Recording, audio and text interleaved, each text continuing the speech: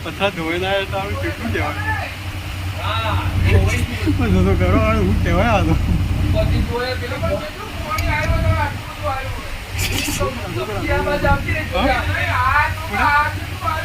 અરે ખરી હા હું એકદમ બાકી ગયેલો હશે એવું જ લાગે